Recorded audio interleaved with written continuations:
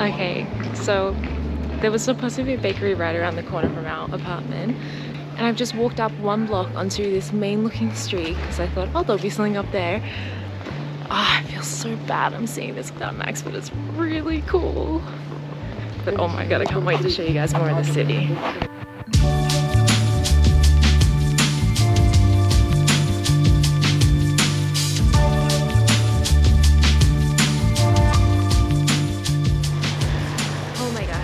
So Max bravely woke up this morning at 5:45 a.m. after we didn't get into the apartment or to bed last night until 2 a.m. I didn't wake up till 8:30, so I'm just on a mission right now to get us something to eat for breakfast. Apparently there is a bakery just around here, so I'm going for a little walk looking for that. And he, as well, has only just had a coffee. Let's go see what it's like ordering some food for the first time by myself in Bulgaria. I walked right past it right away. It's literally on the corner of our apartment building. But I was talking to you guys, so I missed it.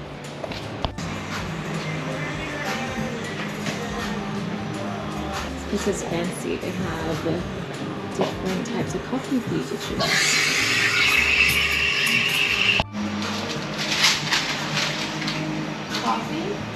Pardon? Don't be mad. What did you get? But I got a little bit lost, and I may have seen something that I wish we'd seen together. But it's really pretty. But coffee and croissants. A few moments later. Stop it. Good morning, beautiful people. Or should we say Dobro Otro from Sofia, Bulgaria. So we arrived in Bulgaria very late last night. We didn't get to our Airbnb until 2 a.m. Max still woke up early. What a champion. I slept in a bit, then we did some work, and now we are starting our first day in Bulgaria with a food tour. We have no idea what Bulgarian food is, and we're really excited to find out. And the best part of this tour, apart from all the amazing food we're going to eat, is that it's a free tour.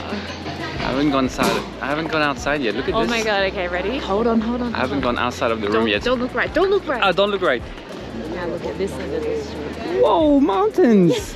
I know. Oh shit! They're huge, right? Mountains. We haven't seen relief. We haven't seen mountains at We haven't seen all. mountain forever.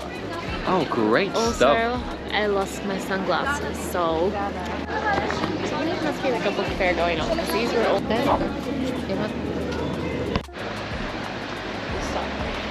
We've literally just stepped outside the house, but it looks really pretty so far. People look nice and streets are clean. It's got a bit of European swag to it. So as much as I believe this food tour will be replenishing my stomach, So even though we are on our way to a food tour, I had to get some food because I just don't want to be left disappointed from the food tour. we're very early. Our tour starts at 2 o'clock. It's 1:20. Pretty early, yeah. We got a little coffee. We're going to enjoy this park, have a little chill. But we thought, well, we knew Max needed to eat something beforehand, so we didn't know how long that was going to take. So better to be early than late. If only we could apply that method to plane travel as well.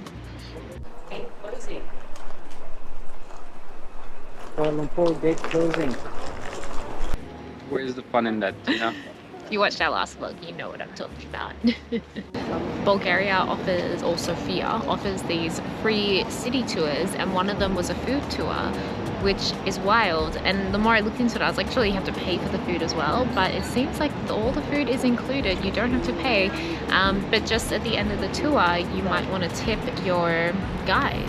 So I think that maybe it's funded by the Sofia Council in order to promote tourism in the country, because I know Bulgaria is definitely not as touristy as the more popular European destinations. So I think they're just trying to attract more people here by giving them benefits like that. I'm not saying no to a free food tour. We're meeting in front of this giant head of Stefan Stambolov, and it's a really interesting statue because it has a big crack down the middle of his face. Kind of makes him look pretty ugly, but it turns out it was purposely done because he was actually killed on the street right behind us. He was sabred in the head, and that's how he was assassinated. So that's why the statue has a big crack down the middle. He is known as making the new Bulgaria more modern, and he was one of the most famous prime minister. This is our food tour group. We're about to start on it. We're just waiting for a couple more people to arrive, and then we're ready to go. Alright, so we got the intro from the guide, which is really good. So far we feel like we're a bit of a school camp. We're at the back of the line, of The course. back of the line because we were the bad boys. Yeah. But when I went to our first restaurants, and as a good thing to know, we probably like what, 15, like a dozen. Yeah. There were 5 vegetarians. So we used to be vegetarians. I'll be honest, we can't really say where we are. We did not put our hand up. We did not put our hand up. But it's a good thing, guys. The world is changing. You gotta change with it. Okay, but this is our first stop. It's called Superstar. I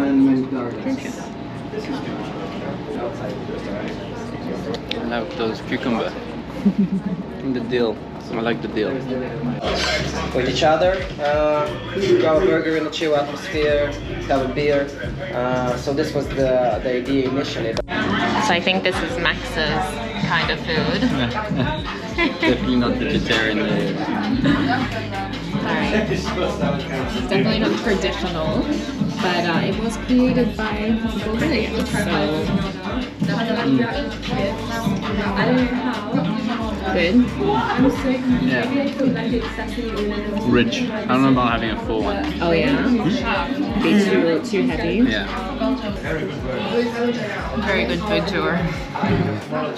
Okay, so we left our second restaurant. Now I want to tell you the story that he told us before I forget about it. Now we'll probably butcher it, just like I'll butcher the names.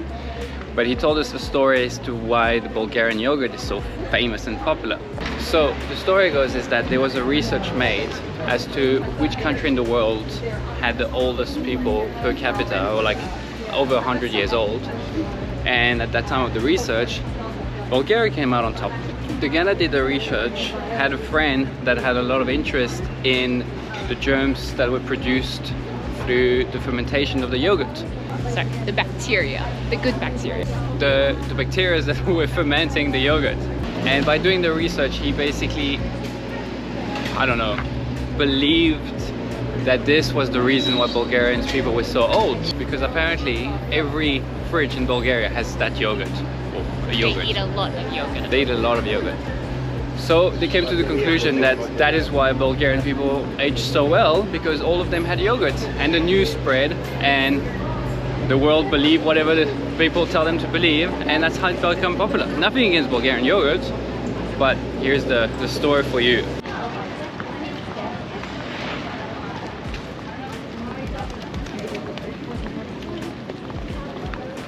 Are you getting full? Not yet. We've had a cup of soup and a quarter of a burger. I don't know how many stops there are, but it's already 3 o'clock, so I feel like we're halfway through. So it's probably maybe 2 more. Yeah, 2 more at least. Yeah. But I mean, you can't complain. It's Yeah, it is free, really guys. good food. It's free, and the tour guide is really informative. I don't know yet.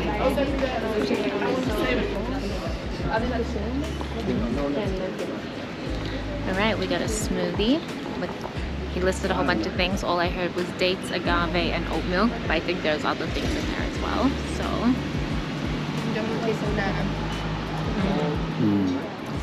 Nice little healthy thing after our very fatty burger we just had. I don't think this is traditional Bulgarian either, but it's welcome. Thank you. Thank you. Okay, so now we're trying barak, which is filo pastry with cheese and spinach. It doesn't traditionally come with spinach, but we're eating at a healthy restaurant, so they add extra nutrients.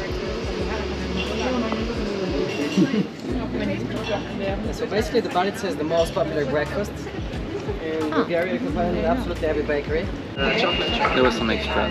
Did you just sneak an extra piece? Unbelievable. It was just there.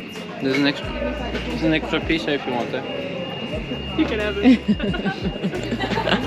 Because we're eating at a healthy restaurant, that was a healthy version of burek, and normally if you buy it from a regular bakery in Bulgaria, it is going to be a much heavier, oily dish.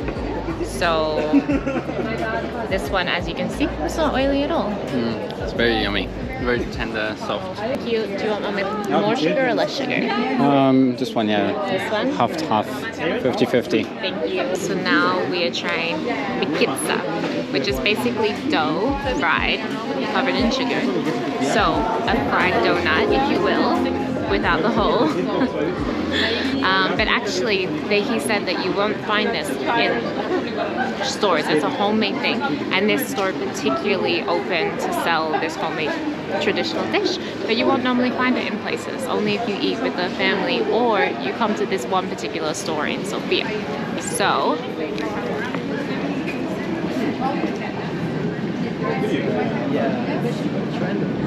it's like a donut, very oily,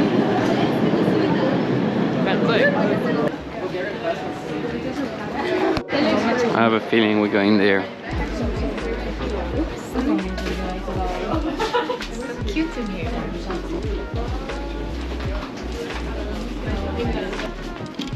Nice. So as you see, this is a traditional Bulgarian tavern.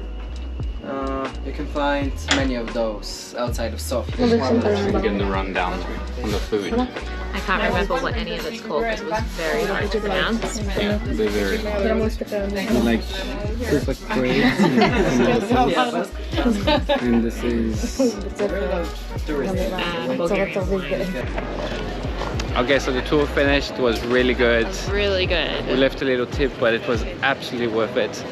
We'll actually leave in the comments the link to it. Yeah, so you do have to reserve it, so you have to email them ahead of time. I don't know how far ahead of time. We got a spot, and I think we emailed 2 weeks ago, so... We're 16, so there's space, but it's, yeah. But yeah, they do limit how many people, and because our group was actually so big, we couldn't go inside. Some of the places were really tiny, so we just stood on the street and had our snack, which was amazing. But all in all, we went to six places, and we tried some traditional Bulgarian food and some more modern. Very much worth the tour, and the guide was amazing, and he definitely earned his tip.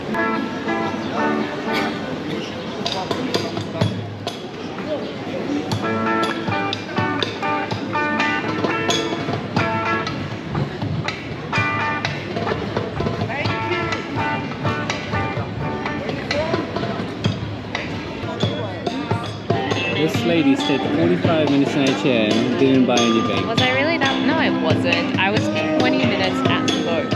Unbelievable. How can you be in there without buying?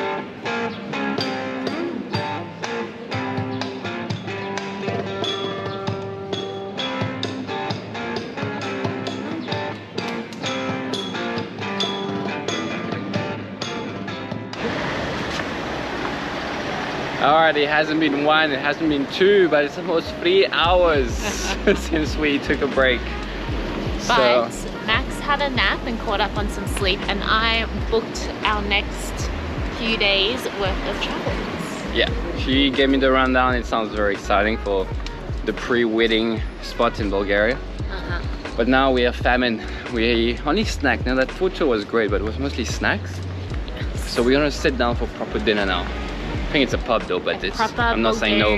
Dinner. Let's go for some food. Okay, restaurant number 1 was booked, so we couldn't get into that one. But this one looks kind of cute. So we'll see, hopefully we can get a table. Okay, so we just waited for a few minutes, then the waiters kept on walking past us, and they eventually acknowledged us and they're like, what do you want? I was like, well, we want to eat here, obviously.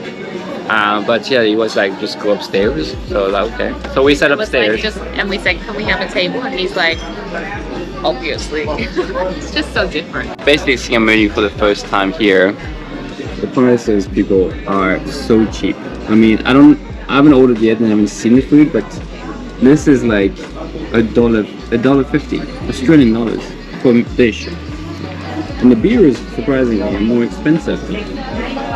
Anyway, looks like there's a lot of good cakes.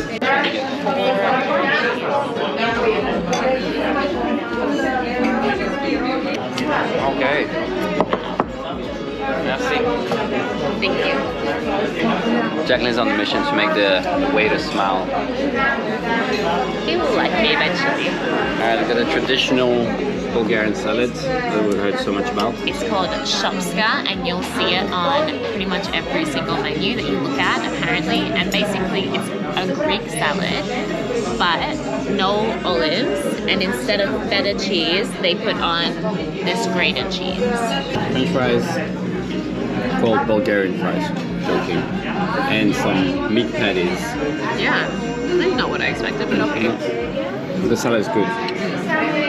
This is this is what traditional. So usually the food tour said like you'll get like some meat and a salad. That's what they always order.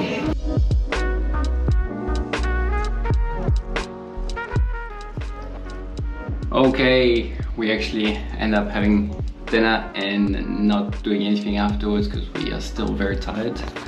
Jacqueline is getting ready for bed. We're gonna wrap it up here. We got a big days, like we said. Jackie planned quite a bit for the next few days in Bulgaria. So we're gonna leave it here. Hopefully you got some good food tips from us. Good night. Okay, bye.